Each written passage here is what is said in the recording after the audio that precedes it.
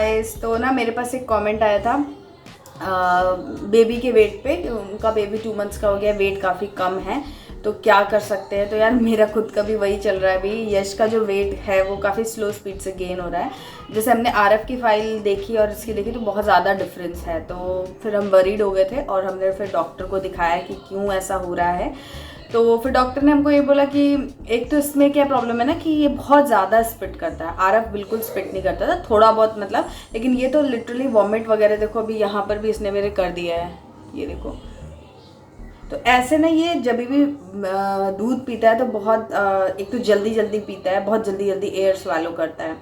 तो उस वजह से ये ना एयर स्वेलो होती है तो अच्छे से बर्प करता है, तो साथ में वॉमिट कर ही देता है। अब रीजंस कुछ पता नहीं है कि क्या है। तो हमने मतलब ये सारी चीज़ें डॉक्टर को बताई कि बहुत ही फ्रीक्वेंटली ये वॉमिट कर रहा है। पहले भी करता था, जब से ये हुआ है तब से ये वॉमिट बहुत ज़्यादा करता है।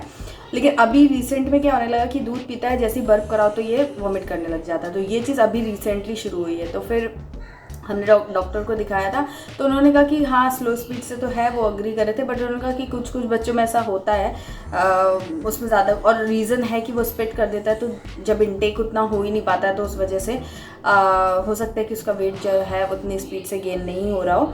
और ब्रेस्ट फीड ही मैं इसको करा रही हूँ और डॉक्टर ने भी मेरे को ब्रेस्ट फीड ही बोला है, अभी तक तो बोला नहीं है। और मिल्क मेरा सफिशिएंट हो रहा है, मैंने वो सब भी चेक कर लिया। पहले बीच में मुझे डाउट हुआ ऐसा तो नहीं मेरा मिल्क सफिशिएंट नहीं है इस वजह से ऐसा हो रहा, बट ये रीज़न नहीं है, क्योंकि वो मतलब डायपर्स और जो भी कुछ है ना वो उसकी फ्रीक्वेंसी से। आरव मुझे कुछ दिखाना चाहता था तो मैं वहाँ चली गई थी। हाँ, तो मैं आपको बता रही थी कि हाँ मिल्क जो है वो मेरा सफिशिएंट होता है, और मतलब वो सब मैंने चेक कर लिया, जैसे पंप वगैरह भी किया था तो उससे भी आइडिया लग जाता है कि हाँ कितना मिल्क प्रोड्यूस हो रहा है। प्लस डायपर्स कितने चेंज करने पड़ते हैं, कितनी फ्रिक्वेंटली वो पॉटी कर रहा है, सुसु कर रहा है, उससे अंदाज़ा लग जाता है कि उसका पेट भर रहा है कि नहीं है, क्या है।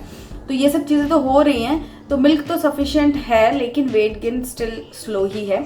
तो उन्होंने एक तो मेडिसिन दी थी उसको, उसकी उल्टी को कंट्रोल करने के लिए, पता नहीं उसका क्या नाम है, हाँ वो उन्होंने एक दवाई दी थी, टैबलेट फॉर्म में थी, उसका सैशे फॉर्म में भी आता, बट सैशे यहाँ पर अवेलेबल नहीं था तो उन्होंने वो दिया था। बट मैंने वो दिया यश को 3-4 दिन दिया, बट मुझे से कोई भी इम्प्रूवमेंट नहीं दिखा, तो फिर मैंने वो बंद कर दिया। वॉमिट वो कर ही रहा था तो फिर मैंने बंद कर दी वो टैबलेट, क्योंकि अननेसेसरी बच्चों को दवाई देने का कोई सेंस नहीं बनता है जब उससे कुछ फ़ायदा भी नहीं हो रहा है। तो वो मैंने फिर बंद कर दी। डॉक्टर को मैंने बता दिया तो उन्होंने कहा कि ठीक है आप बंद कर दो अगर नहीं इतना वो हो रहा है तो। फिर उन्होंने ये बोला कि पेशेंस ही रखना पड़ेगा और सोल्यूशन नहीं है। और एक उन्होंने प्रोटीन पाउडर जैसा कुछ दिया है सैशे, तो वो मिल्क में मिक्स करके बच्चे को एक बार दिन में देना है, तो वो उन्होंने दिया है, 10 दिन के लिए दिया है। तो अभी देखते हैं 10 दिन उसको दे करके कि कैसा रहता है इसका वेट गेन का। बट ये है। और एक एडवाइस उन्होंने और भी किया था कि जब हम फीड कराते हैं बच्चे को तो एक ब्रेस्ट से पूरा मिल्क फिनिश करा दो। पहले मैं स्टार्टिंग में क्या करती थी, क्योंकि मिल्क इतना ज़्यादा प्रोड्यूस होता था ना कि दर्द होने लगता था ब्रेस्ट में, तो मैं थोड़ा इससे कराती थी, थोड़ा इससे करा देती थी, उतने में उसका पेट भर जाता तो काम हो जाता था।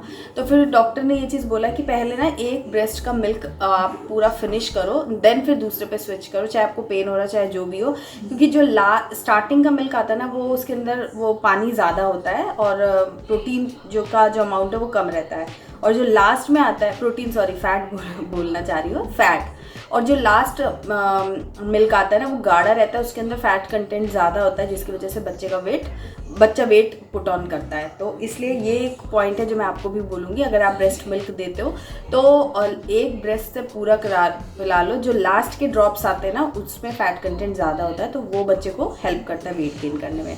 बाकी मिल्क सफिशिएंट हो रहा है और पंपिंग वगैरह आप करते हो तो और भी मिल्क प्रोडक्शन बढ़ जाता है। तो अगर वो समस्या है आपकी तो आप वो कर सकते हो, तो उसमें तो दिक्कत नहीं है। दिक्कत सिर्फ मुझे जहाँ तक दिख रही है वो ये है कि ये बहुत ज़्यादा स्पिट करता है, वॉमिट करता है, उसकी वजह से ऐसा हो रहा है। तो लेट्स सी, अभी डॉक्टर ने तो कुछ ऐसा बोला नहीं, उन्होंने बोला बहुत नॉर्मल है, ऐसा कोई विशेष बात नहीं है, आप लोग ज़्यादा कंसर्न हो रहे हो, ज़्यादा टेंशन मत लो, वो सब चीज़ें बच्चों को अफेक्ट करती है। और पेशेंस रखो, थोड़ा सा रखो, 1-1.5 महीने में चीज़ें जो हैं वो नॉर्मल हो जाएंगी।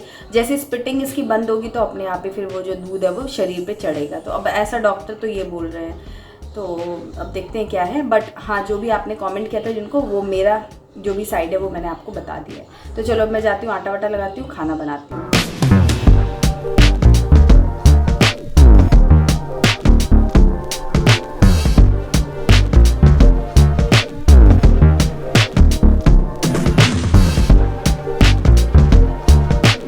गाइस कुछ पॉइंट्स मेरे जो रह गए थे वो भी मैं यहाँ पर आपको बता देती हूँ, जिससे कि आपको थोड़ी और हेल्प मिले। तो पहली चीज़ तो ये कि यश का जो वेट है ना वो एकदम बहुत कम नहीं है। ऐसा नहीं है कि वो आउट ऑफ रेंज है, जितना उसकी एज है, जैसे अभी वो 3 महीने के प्लस का है, तो उसका जितना वेट होना चाहिए उसमें जो लोअर रेंज है ना वो उसमें फॉल करता है। नॉर्मली क्या होता है कि जो मिड रेंज मतलब रेंज के बीच का जो वेट रहता है, अगर उतना रहता है तो सेटिस्फाई होता है, और उससे ज़्यादा होता है तो अच्छा लगता है। लेकिन ये क्योंकि नीचे की साइड में जो वेट का रेंज बताया जाता है स्टैंडर्ड, उसमें जो नीचे की साइड में रहता है ये वहाँ पर फॉल करता है, तो इसीलिए हम लोग थोड़ा ज़्यादा ही कंसर्न हो गए थे। और हमारा जो फर्स्ट बेबी है आरव, उसका वेट हमने उसकी पुरानी फाइल देखी थी, तो वो इस एज में काफ़ी ज़्यादा उसका वेट था। तो कंपैरिज़न अगर हम करते हैं ना तो फिर टेंशन हो ही जाती है कि यार ये इतना स्लो क्यों हो रहा है जबकि वो है। तो पहला हमारी जो गलती वो ये है कि हम कंपैरिज़न कर रहे थे पहले और दूसरे में। तो डॉक्टर ने हमको ये बोला कि कंपैरिज़न नहीं कर सकते, हर बेबी अलग होता है। दूसरा कि डॉक्टर ने भी बोला कि हाँ थोड़ा स्लो है और थोड़ा कम है, थोड़ा और होता तो अच्छा हम उसको कंसिडर करते, बट आउट ऑफ रेंज नहीं है, रेंज से मतलब कम नहीं है, इसलिए घबराने की टेंशन लेने की कोई बात नहीं है। सब बच्चे अलग अलग होते हैं, तो इसलिए नॉर्मल है, कोई दिक्कत नहीं है। तो उन्होंने एक चीज़ और भी बताई कि वेट जो है ना बच्चे का जब जन्म होता है उस टाइम पर जो भी वेट है वो वेट 4 से 5 महीने में डबल हो जाना चाहिए। तो इसका डबल हो रहा है तो इसलिए कोई टेंशन नहीं है। बट नॉर्मल जो बच्चे होते हैं ना थोड़े से चबी टाइप के जो होते हैं उनका डबल से ज़्यादा हो जाता है 3-4 महीने में ही। तो वो चीज़ है। तो इसका जैसे अभी 4 महीना होने वाला है तो ये डबल हो चुका है इसका जो भी बर्थ वेट था वो। तो उससे कंपैरिजन करना है, ऐसा नहीं है कि एक बच्चा 6 kg का है, दूसरा 6.5 kg का है, तीसरा 5.5 kg का है, तो कोई कम है। बर्थ वेट किसका कितना है उसके हिसाब से आप मेजर कर सकते हो। अब कोई बच्चा जन्म से ही वो 3.5 kg का हुआ है तो उसका डबल तो ऑलमोस्ट फिर 7 kg का ही होगा। तो अगर हम उससे कंपैरिजन करें तो वो ठीक नहीं है। तो आपके बच्चे का बर्थ वेट कितना है उससे आप डबल कर लो 4-5 महीने के अंदर। अगर 4 महीने में हो जाता है डबल तब तो बहुत ही अच्छा है, और 5 महीने में भी होता है तो भी 5 महीने तक चलता है, मतलब मेरे डॉक्टर ने मुझे ये सजेस्ट किया। इसलिए अगर ऐसा हो रहा है तो ठीक है, थोड़ा स्लो होगा, हो सकता कुछ बच्चों का स्टार्टिंग में स्लो पेस रहता है। ब्रेस्ट मिल्क कुछ बच्चे एक्सक्लूसिव करते हैं तो उनको ब्रेस्ट मिल्क जो है ना वो थोड़ा उनका स्लो वेट गेन करता है। तो वैसे तो आरव भी मेरा जो है वो एक्सक्लूसिव ब्रेस्ट फीड पे ही था, लेकिन तब भी वो काफ़ी चबी था। ये भी एक्सक्लूसिव ब्रेस्ट फीड पे है, सफिशिएंट ब्रेस्ट मिल्क इसको मिलता है, स्टिल ये थोड़ा सा कम चबी है। तो वही मैं आप लोगों को भी सजेस्ट करूँगी कि आप भी अगर ये चीज़ चेक करें कि आपके बेबी का वेट 4 मंथ के आसपास अगर डबल हो गया है बर्थ वेट से, तो फिर घबराने की और टेंशन लेने की कोई बात नहीं है। बिकॉज़ ये स्पिटिंग वगैरह ज़्यादा करता है तो शायद उस वजह से ऐसा हो जाए। मेरे दिमाग में एक चीज़ और भी आ रही थी जो मैं आपसे डिस्कस करना चाहती हूँ कि मैं सोची थी कि इसको एक बार फॉर्मूला मिल्क दिन में एक बार एक फीड जो है वो फॉर्मूला मिल्क की दे दूँ। बिकॉज़ मेरे पास फॉर्मूला मिल्क रखा भी हुआ है, इसके बर्थ के टाइम ख़रीदा था, अभी तक मैंने यूज़ तो किया नहीं है उसको। तो मैं वही सोच रही थी कि अगर मैं इसको एक फीड वो दे दूं, क्योंकि मैंने देखा है कि जो बच्चे ज़्यादा, और ऐसा रिसर्च भी कहती है कि जो बच्चे फॉर्मूला मिल्क लेते हैं वो थोड़े ज़्यादा चबी होते हैं। बिकॉज़ उसमें हर चीज़ एकदम परफेक्टली क्योंकि वो मतलब बनाया जाता है ना फॉर्मूला मिल्क, तो उसमें जितनी चीज़ों की ज़रूरत होती है वो सब चीज़ें एकदम डाली जाती है। ब्रेस्ट मिल्क ऐसा होता है कि किसी किसी में कुछ चीज़ ज़्यादा है, कोई न्यूट्रिशन ज़्यादा है, कोई चीज़ कम है, वो नेचुरल है, तो वो भी एक कारण हो सकता है। तो इसलिए जो फॉर्मूला मिल्क लेते हैं ना बच्चे वो थोड़े मतलब ज़्यादा चबी रहते हैं नॉर्मल केसेस में। हालांकि जैसा कि मैंने आपको बताया कि आरव को भी हमने कोई फॉर्मूला मिल्क वगैरह स्टार्टिंग में नहीं दिया था 6 महीने के पहले, लेकिन फिर भी वो काफ़ी चबी था। तो एकदम हार्ड एंड फास्ट कोई रूल नहीं है, ये जस्ट ऑब्जर्वेशन है। तो मैं ऐसा सोच रही थी कि मैं इसे एक फीड दे दूँ। हालांकि मैंने अपने डॉक्टर से पूछा था तो उन्होंने बिल्कुल मना कर दिया था कि इसकी ज़रूरत नहीं है, जब आपको सफिशिएंट ब्रेस्ट मिल्क हो रहा है तो आप वही दीजिए, क्योंकि बच्चों के लिए वही सबसे अच्छा, फर्स्ट अच्छा जो है वो वही है। उसके बाद फॉर्मूला मिल्क भी अच्छा ही होता है, बच्चों के लिए बनाया जाता है, तो कोई दिक्कत नहीं अगर आप देते हो तो, लेकिन सजेस्टेड नहीं है, डॉक्टर ने मतलब हमें सजेस्ट नहीं किया। तो अब ये मैं खुद डिसाइड करूँगी कुछ टाइम में कि मैं दे रही हूँ या नहीं दे रही हूँ।